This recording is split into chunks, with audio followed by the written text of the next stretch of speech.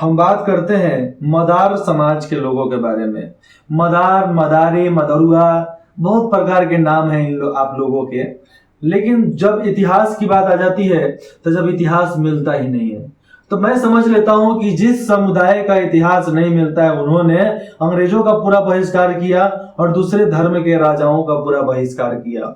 जिन्होंने बहिष्कार किया उनका पूरा इतिहास, उनका पूरा राजतंत्र खत्म कर दिया गया।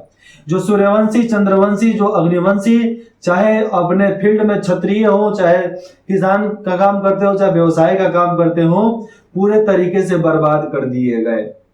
तो मैं मादर समाज के बारे में मैं इतना ही बोलूंगा कि आप अपने बच्चों के बेहतर भविष्य के लिए, बेहतर शिक्षा, रोजगार और स्वास्थ्य के लिए आप आवाज उठाइए।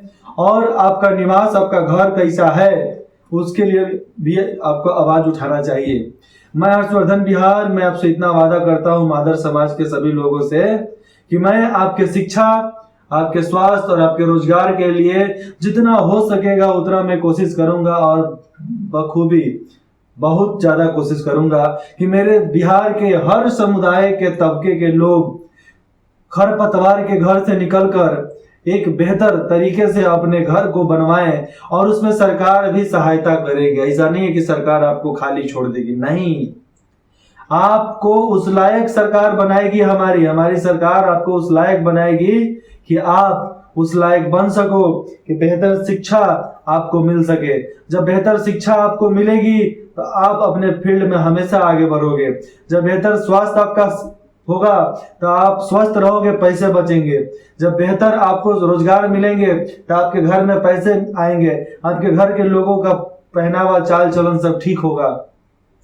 आपके परिवार के बच्चे भी बढ़िया तरीके से बेरोजगारी से हटकर व्यवसाय कर सकते हैं और उस व्यवसाय से अपने परिवार को रच सकते हैं। लेकिन मैं झगड़ा बर्दाश्त नहीं कर सकता। मैं आप सबको इतना बोलना चाहता हूं कि आपसी झगड़े मुटाव को छोड़ो, मन मुटाव को छोड़ो, झगड़े को छोड़ो और अपने जनहित के कल्याण के लिए आप आगे बढ़ो। आपके हर कल्याण का, आपके हर काम का फल आपको जरूर मिलेगा। लेकिन आपके पूर्वजों ने जो काम किया, कर्म किया, उन्हों को और मतलब महत्व मिला जो उनको चाहिए था। लेकिन उसके बाद आने वाली जनरेशन ने अपने आप को डरपोक साबित कर दिया तो पूरे तरीके से बर्बाद हो गए। मैं बस आपको कहना चाहता हूं कि आप अपने पूर्वजों के डीएनए, अपने रीति, अपने कला को याद कीजिए, अपने पूर्वजों के महान गाथाओं को याद कीजिए, अपने पूर्वजों के वो कहानियों को याद कीजिए, अपने पूर्वजों के इतिहास को याद कीजिए कि हम क्या थे, आज क्या हैं। आज झोपड़पट्टी से निकलकर हमें आगे बढ़ने के लिए बहुत कोशिश करना पड़ेगा। और कोशिश कोई ये नहीं कि 8 घंटा 10 घंटा में काम चल जाए, हमें 15-15, 16-16 घंटे काम करना पड़ेगा, तब जाकर हम उस मुसीबत से बाहर निकल सकेंगे।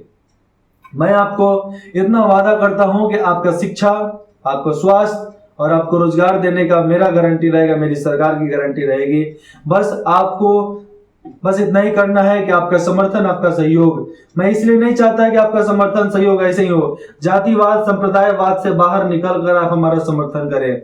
आप हमारा समर्थन बहुत तरीके से कर सकते हैं। अब तरीका आपको ढूंढना है कि आप किस तरीके से हमारा समर्थन कर सकते हैं। आपको बेहतर सुरक्षा चाहिए, बेहतर स्वास्थ्य चाहिए, बेहतर रोजगार चाहिए, बेहतर शिक्षा चाहिए, तो आप हमारा साथ दीजिए। मैं जो बोलता हूं उसको पूरा करने में कोई कसर नहीं छोड़ता। मैं आज तक जो बोला हूं उसको पूरा करने में कोई कसर नहीं छोड़ा हूं। बहुत ज्यादा मेहनत करने के बाद भी उसको पूरा करने के लिए जज्बा हम रखते हैं।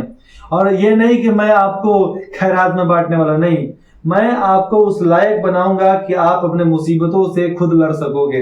तब आने वाले 400-500 वर्षों तक आप अपने मुसीबत से लड़ सकोगे, अपने जनरेशन को बचा सकोगे। तो 500 वर्षों तक बिहार को डगमगाने की स्थिति नहीं उत्पन्न होगी जब अगर आप सब कोई एकता के बल से आगे बढ़ोगे। तो 500 साल, 500 वर्ष आने वाले भविष्य में हमारी कृति, हमारी रीति, हमारी नीति बोली जाएगी और गिनी भी जाएगी। मैं बस आपको ये बताना चाहता हूं कि संघर्ष और तपोभूमि पर आप जन्म लिए हैं तो आपका कर्म बनता है हमेशा संघर्ष करना, अपने अधिकारों के लिए लड़ना और अपने निजी संपत्ति के लिए ये आपसी मनमुटाव छोड़कर उसको मेल मिलाप करके बढ़िया तरीके से बातें करके आपस में ही खत्म कीजिए कि आपके पैसे ज्यादा बर्बाद ना हो। ठीक है? जय हिंद, जय बिहार।